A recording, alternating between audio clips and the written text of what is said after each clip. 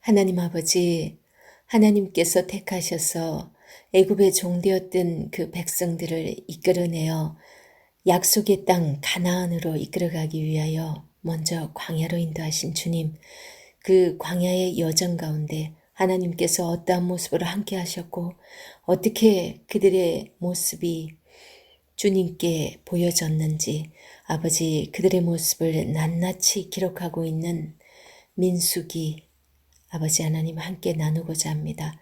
이 민수기에서 보여지는 하나님의 그 사랑과 또 그 사랑을 알지 못하고 원망하고 불평하는 그 백성들의 그 모습을 바라보며 우리의 모습을 돌아보는 시간 되게 하시고 곳곳마다 주님의 그 사랑이 어떻게 전해지고 있는지 제대로 깨닫는 귀한 시간 되게 하여 주옵소서. 성령께서 이 시간 함께하여 주시길 원하오며 살아계신 우리 주 예수 그리스도 이름으로 기도드리옵나이다. 아멘. 민수기 시작합니다.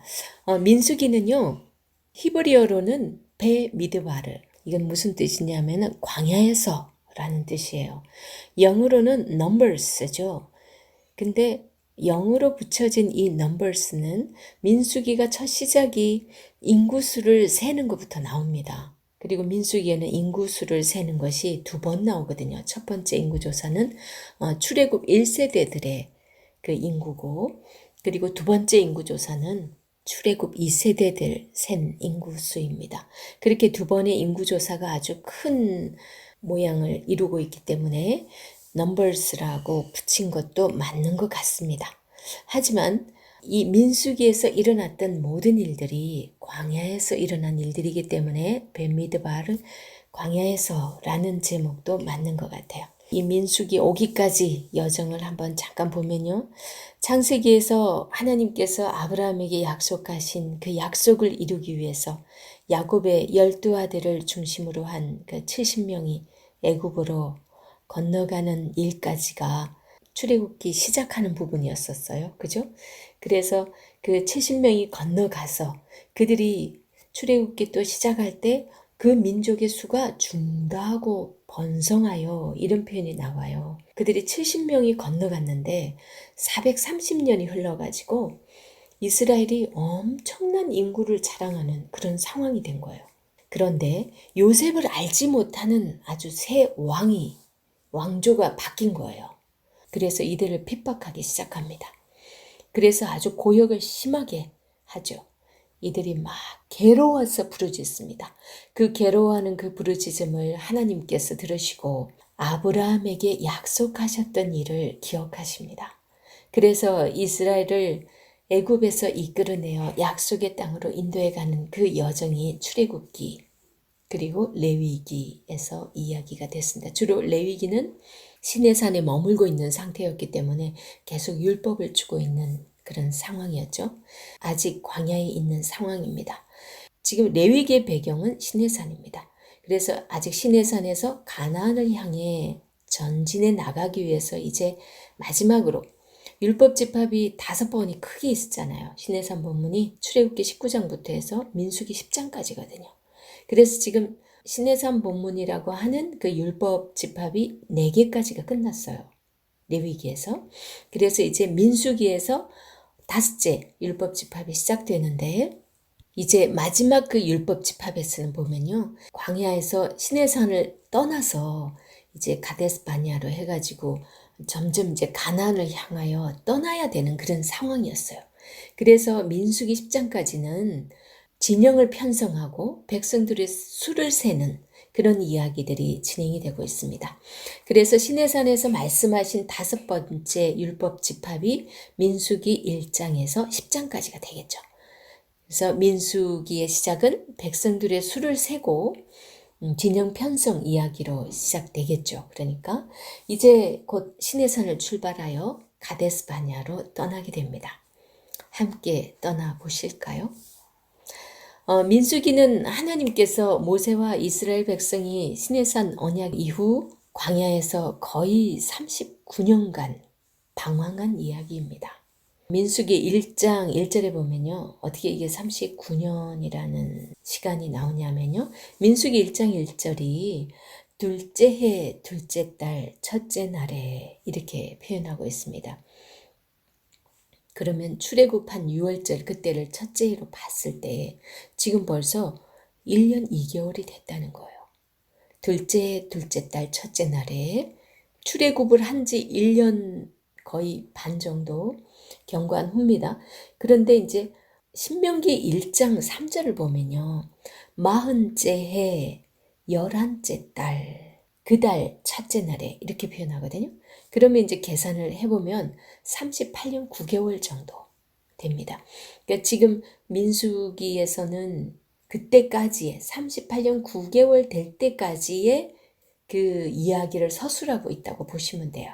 시내산을 떠나가지고 지금 가데스 바냐를 지나서 모압 평야 그 근처까지 간 그 이야기입니다. 민수기의 기록 목적은요. 이스라엘 백성들이 시내산에서 가나안의 경계까지 어떻게 이르렀는지 그런 걸 보여주고 있고 왜 그렇게 오랜 기간이 걸렸는가를 민수기를 다 읽어보다 보면 알 수 있습니다. 또한 민수기에는 하나님의 신실하심과 이스라엘의 불순종을 대조시키면서 잘 보여주고 있습니다. 하나님은 이들이 불순종을 할 때마다 때로는 매를 들기도 하고 때로는 죽이기도 합니다. 하지만 끝까지 하나님의 그 약속은 이루어 가시고 가나안을 향하여 계속 길을 가는 것은 멈추지 않습니다. 궁극적으로는 그 백성들이 하나님께서 약속하신 목적지를 향해 전진하고 있는 그 모습들을 우리는 확인하게 되겠죠. 하나님은 백성들의 불순종과 완악함에도 불구하고서 당신의 약속을 신실하게 이루어 가시는 분임을 이 민수기를 통해서 우리는 잘 확인하게 됩니다. 민수기의 핵심 구절은요. 9장 17절입니다. 구름이 상막에서 떠오를 때에는 이스라엘 자손이 곧 행진하였고 구름이 머무는 곳에 이스라엘 자손이 진을 쳤으니 그럽니다. 구름이 떠오르면 이스라엘 자손이 행진하고 구름이 머무는 곳에 이스라엘 자손은 진을 치게 됩니다.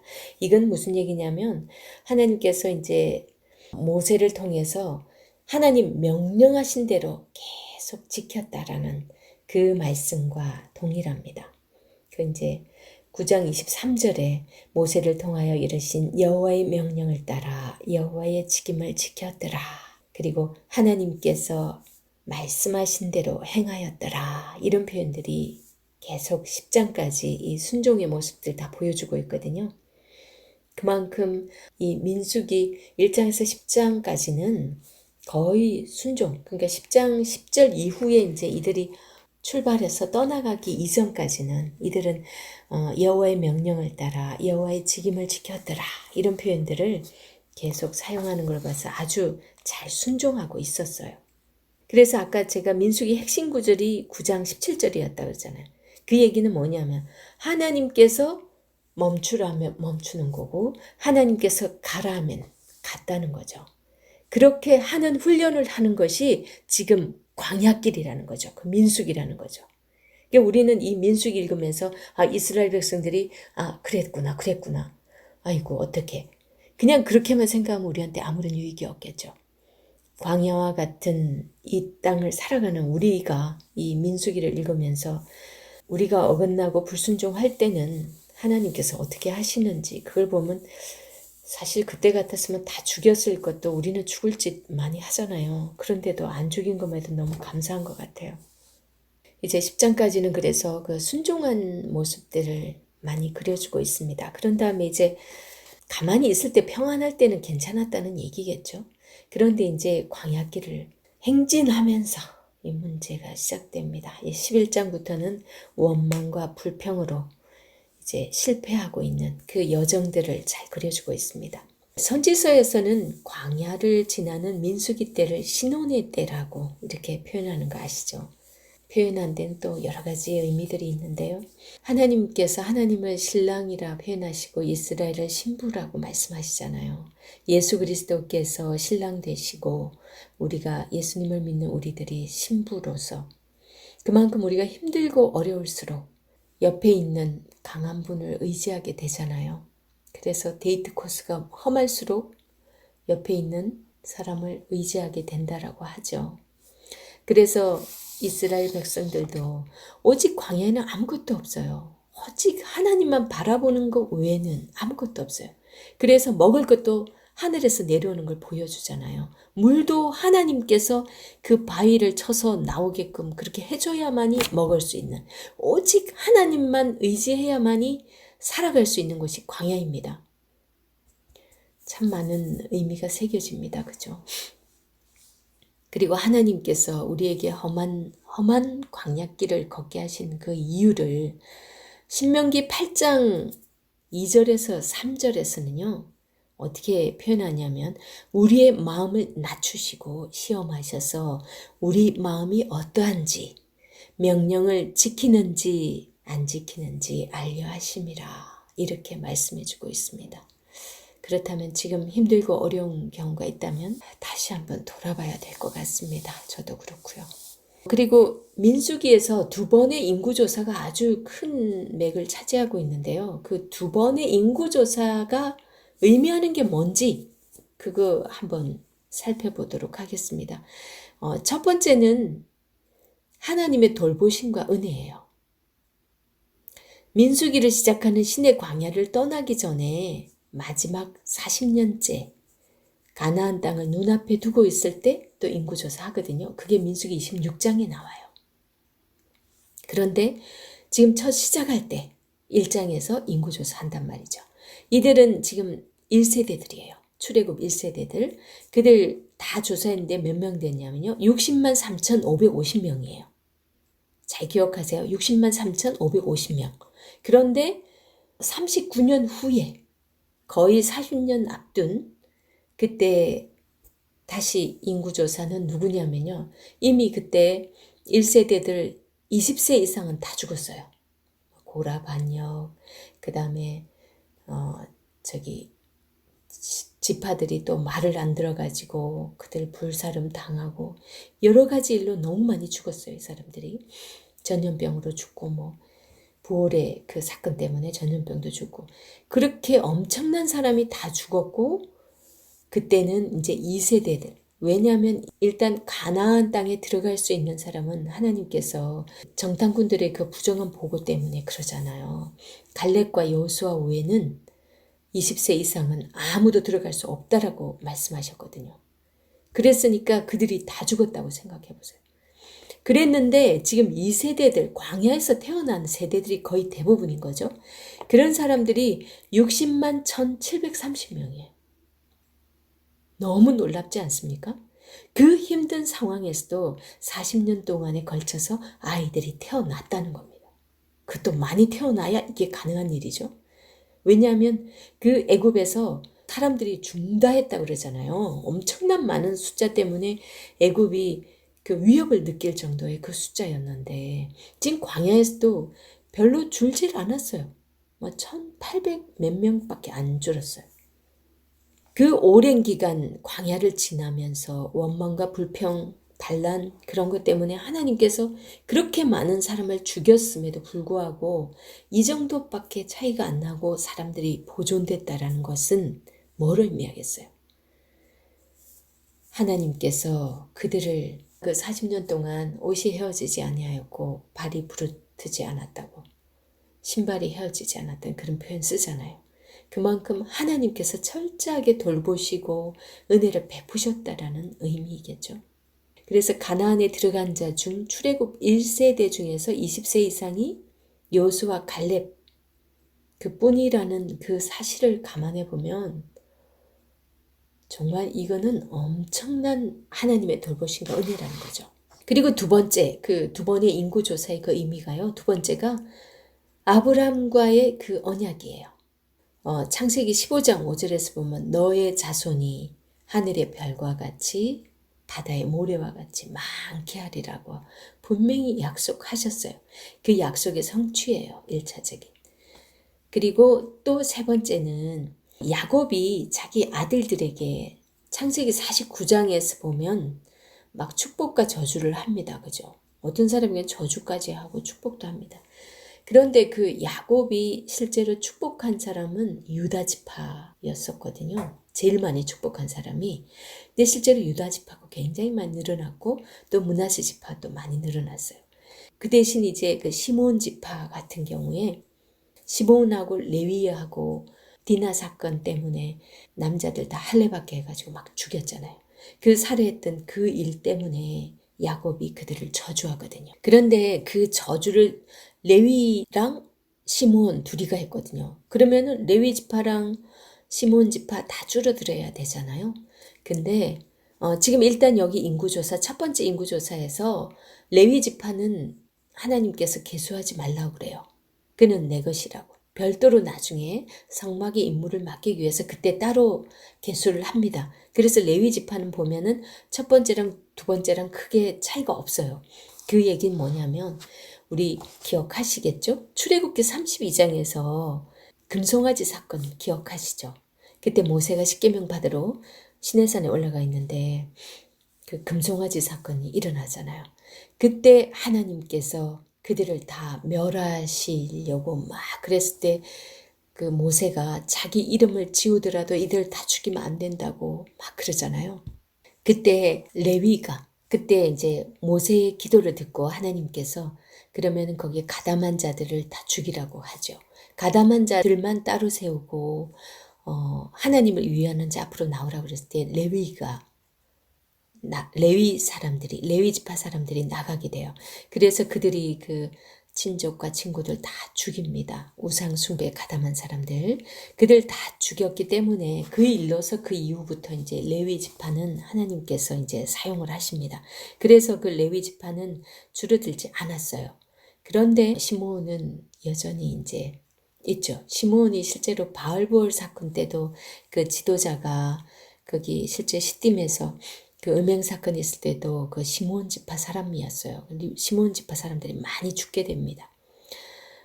그래서 그거는 1차적으로 또 야곱이 아들들에게 내린 축복과 저주의 그 점진적인 그 성취인 것도 또 보여주고 있습니다.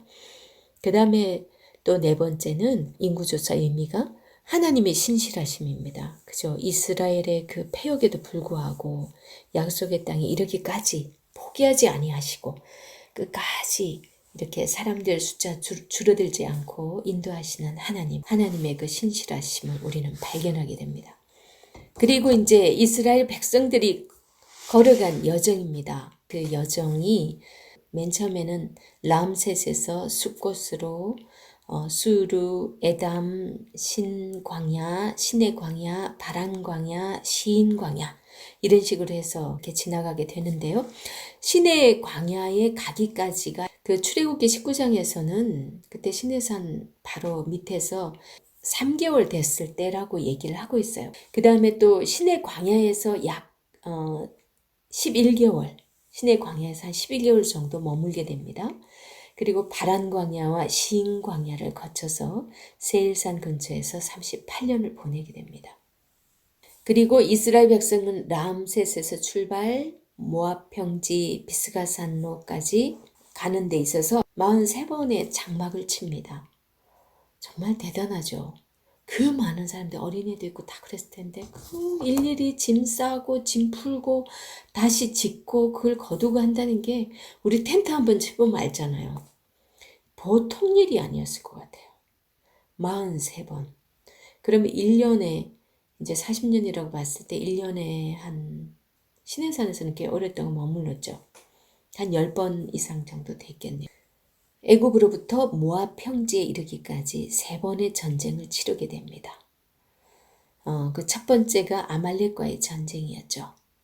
그 다음에 두 번째가 아모리 왕 시온과 바산 왕 옥과의 전쟁입니다. 그 다음 세 번째는 미디안과의 전쟁이죠.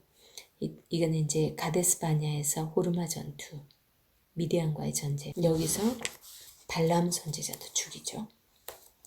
그 다음에 마지막에는 르우벤, 갓, 므낫세 지파에게 요단강 동쪽 땅, 거의 이제 지금 가나안 입구 거의 다 갔을 때 요단 동편에 그쪽에 이제 이르렀을 때 보니까 목초지가 너무 좋은 거예요.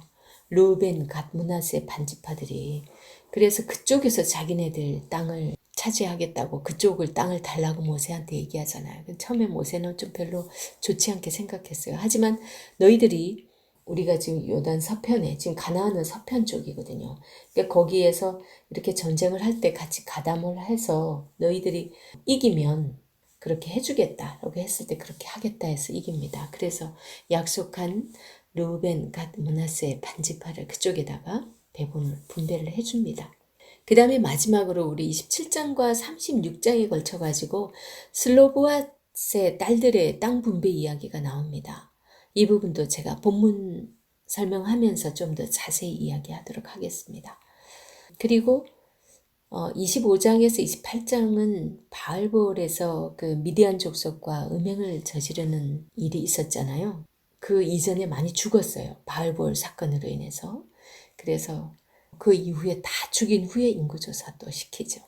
그리고 또다시 그 2세대들을 향하여, 그 남아있는 그 2세대들을 향하여서 가나안에 들어가야서 어떻게, 어떤 법을 또 지키며 살아야 될지 그 율법을 또 강조해서 말씀을 하십니다. 민수기에 나타난 그 하나님의 그 속성은요, 첫 번째는 이제 주권적인 능력을 가진 하나님입니다. 하나님께서 자신의 목적을 이루시는 그 주권적 능력을 우리는 곳곳에서 발견을 하게 됩니다. 때로는 필요하면은 짐승이 말을 하게 해서도 하나님의 일을, 역사를 이루어 가시고요. 때로는 불신자들을 통해서 믿는 자들을 책망하는 그런 일도 있습니다.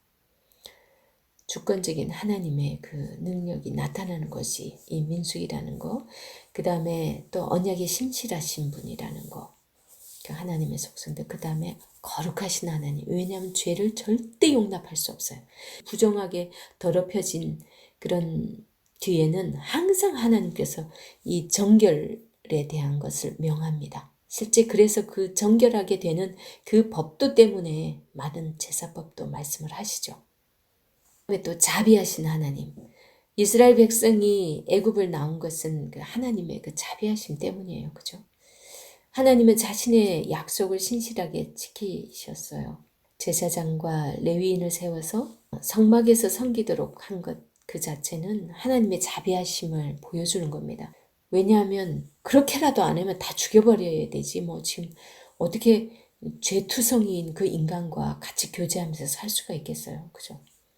그래서 제사장을 통해서 레위인을 통해서 성막에서 일을 하게 하고 그 복잡한 모든 과정을 통해서 우리 죄가 많은 인간들이 그 죄를 사함받고 하나님께 나아갈 수 있는 길을 하나님께서 열어주십니다.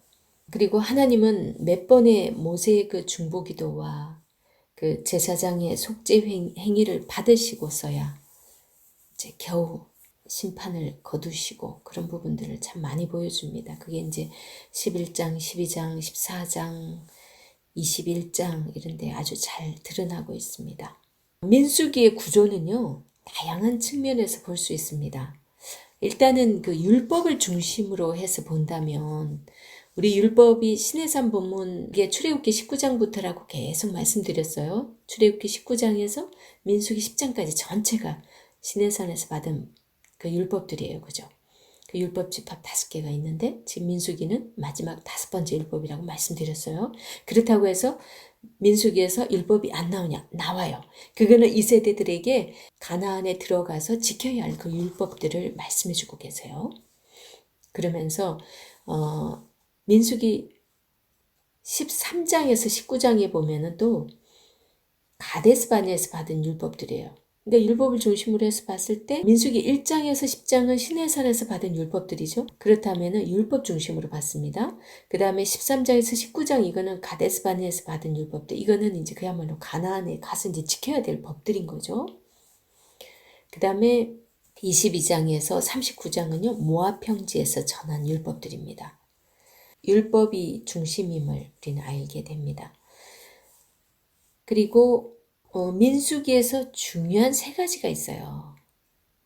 이 중요한 세 가지는 백성들의 수를 센 것, 그 다음에 백성들의 변화, 백성들이 어떻게 지금 변화돼 가는지 이제 우리 그걸 볼 수 있어요. 그 다음에 율법, 이 세 가지가 굉장히 중요합니다. 특히 민수기에서 백성들의 수, 이건 굉장히 의미가 있는 거 앞에 제가 잠깐 얘기했지만은 이 수를 일일이 언급하고 다 있잖아요. 그죠? 그건 또 역사적 사실이고 모든 게 정확하게 수 하나하나까지 역사적 사실임을 더 증명해 주고 있습니다. 그리고 또 민수기는요. 또 에피소드로 봤을 때 크게 또 세 개의 에피소드로 이렇게 정리할 수 있는데 1장에서 25장이요. 첫 번째 인구조사예요. 그 1세대들이에요. 그러니까 9세대들이 쭉 행진해가는 일들인 거죠. 그런데 26장에서 36장은요. 두 번째 인구조인데 신세대들의 이야기예요. 26장부터는. 그런데 36장에 결론처럼 말씀하고 있는 부분이 있어요. 그 36장의 슬로보아스의 딸들의 이야기인데 그 의미가 특별히 있어요. 제가 본문에서 자세히 설명하도록 하겠습니다. 크게는 두 개로도 볼 수 있어요. 1장에서 19장까지는 신의 광야에서 가데스 바냐까지 1세대들의 이야기다. 그 다음에 20장에서 36장에서는 가데스 바냐에서 아라바 광야까지 2세대들 이야기다. 근데 아까 제가 세계 에피소드에서 25장까지는 주가 첫 번째 인구조사 이후의 일인데 여기는 주가 9세대라는 거지 그 후반부에는 신세대들 이야기예요. 그래서 세대별로 봤을 때는 먼저 세대, 9세대, 신세대 이런 식으로도 나눠볼 수 있고 이건 민수기는 이제 무엇을 중심으로 보느냐에 따라서 이렇게 여러 가지 방법으로 사람들이 나누고 있다라는 거. 그러니까 우리 교회에서는 율법을 중심으로 나누더라고요. 우리 교회에서는 그러니까 10장까지는 시내산에서 받은 율법, 그래 13장에서 19장 가데스 바네에서 받은 율법, 22에서 39는 모압 평야에서 이제 전한 율법이죠. 이거는 이제 모세가 전한 거예요. 전한 율법. 그 율법 중심으로 이렇게 세 개로도 나눈다는 거. 그러다 보니까 1장 1절에서 10장 10절까지는요. 시내산에서 이제 쭉 계속 하시는 말씀이세요. 하나님께서 모세에게 말씀하신 거를 모세가 이제 백성들에게 전하는 그런 이제 멈춰서 있는 상태죠. 지금 가고 있지 않아요. 그 다음에 10장 11절에서 20장 13절은요. 가데스 바냐 주변 지역 시내산에서 가데스 바냐까지의 여정이에요. 왜냐하면 막 떠날 때 이야기가 있기 때문에. 그 다음에 20장 14절에서 36장 13절까지가 가데스 바냐에서 모압으로 가는 이야기입니다. 여기는 남방 및 요단 동쪽의 그 땅 정복 이야기까지 여기에 나옵니다. 그 내용의 흐름을 보면요. 1장에서 10장 10절까지는 광야 진군 준비입니다. 왜 여행 떠나기 전에 필요한 것을 준비하는 것처럼 그 인구 조사를 하고 성막을 중심으로 이제 진을 배치하고 이런 거를 하고 있는 거죠. 그 다음에 한마디로 출정 준비라고 할 수 있습니다. 그 다음에 이제 10장 11절부터 36장까지 이제 10장 11절에 이제 떠납니다. 그래서 떠나는 이야기. 1장에서 그 첫 인구조사가 있는데 두 번째 장에서 26장, 두 번째 장이 아닌 26장에서 두 번째 인구조사가 있죠. 그러니까 1장에서의 그 인구조사는 20세 이상의 남자 수를 셉니다. 군대 조직을 위해서 세는 것도 되겠죠. 60만 3,550명이에요. 그 두 번째 인구조사는 거의 40년 후라고 봐야 되죠. 이제 완전 재정비. 정확하게는 39년 몇 개월 됐어요. 그때 이제 군을 재정비하고 있습니다. 이제 이때부터 전쟁을 하게 될 거거든요. 그래서 전쟁도 해야 되고 이 인구조사를 또 두 번째 인구조사를 하는 거는 물론 하나님의 신실하심과 약속의 성취를 보여주기 위한 그것도 물론 있죠. 60만 1,730명. 그것도 보여주지만 이제 그 땅 분배를 해야 되잖아요. 가나안 땅 가면. 그 땅 분배를 하기 위해서 각 지파별로 이렇게 땅을 줄 거기 때문에 인구수가 많은 데는 아무래도 좀 더 넓은 데 줘야 될 거 아니에요. 그러기 위해서도 더욱더 인구조사를 합니다. 26장. 그리고 그 33장에는요, 그 40년간의 노정을 기록합니다. 자, 출애굽을 해가지고 우리가 어떻게 지내왔고 어디서 무슨 일이 있었고 이러면서 물론 세세히 다 기록할 수는 없어도 모세가 그간의 그 노정을 다 기록하는데 만감이 교차했을 것 같아요. 그리고 이미 그 노정을 기록을 할 때는 모세는 반석으로 돌을 친 것 때문에 넌 가나안 못 들어간다. 분명히 말씀하셨거든요. 그런 심정에서 이제 너희들이 이제 나는 못 들어가고 너희들끼리 가서 그 가나안 거민들 다 몰아내야 돼. 그러면서 가나안 거민을 몰아내라고 명령을 합니다. 33장에서. 그리고 10장 11절에서 25장 보면요. 거기까지가 광야 진군 이야기에서 보이는 이스라엘 백성들의 실패와 소망 그리고 역동적인 모습들이 그려지는데요. 22장에서 24장까지가 미디안의 발락 왕이 발람 선지자를 통해서 이스라엘을 저주하게 했던 이야기가 장황하게 소개가 됩니다. 그것을 신명기에서 모세는 이렇게 얘기해 주고 있어요. 신명기 23장 4절에서 5절을 보면요. 그들은 너희가 애굽에서 나올 때에 떡과 물로 너희를 길에서 영접하지 아니하고 메소포다미아의 부돌 사람 부올의 아들 발람에게 뇌물을 주어 너희를 저주하게 하려 하였으나 네 하나님 여호와께서 너를 사랑하심으로 네 하나님 여호와께서 발람의 말을 듣지 아니하시고 네 하나님 여호와께서 그 저주를 변하여 복이 되게 하셨나니 그럽니다. 이 이야기 속에서 알 수 있는 게 이게 이제 미디안의 이 발락 왕이 이스라엘 백성들을 저주하게 하면은 뭔가 좀 신이 움직여질 줄 알았어. 그죠? 그랬는데 그게 뜻대로 되지 않았어요. 4번이나 저주해달라고 그러는데 실패하거든요. 그러니까 이제 다른 방법을 사용한 거죠. 안 되겠다 이거. 이스라엘 백성들을 속여서 행음하게 한 사건이 25장 그 시딤에서 그 음행 사건 시므리와 고스비 사건 시므온 지파의 시므리와 그것도 미디안 지도자의 딸이에요. 그 고스비가 그것도 진영 가운데서 음행하는 사건이 일어납니다. 그리고 26장에서 36장은요. 약속의 땅을 바라보면서 그 땅에 들어갈 백성들을 향한 하나님의 말씀이 선포됩니다.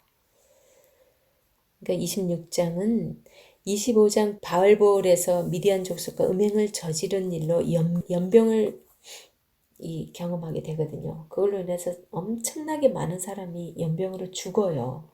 그렇게 죽은 후에 출애굽 2세대를 정결하게 하기 위해서 그 정결례를 하고 인구조사를 한 후에 가나안 땅에서 지킬 여러 가지 율법들을 말씀을 합니다. 대충 이렇게 큰 그림으로 이 민수기가 이렇게 흘러가고 있구나.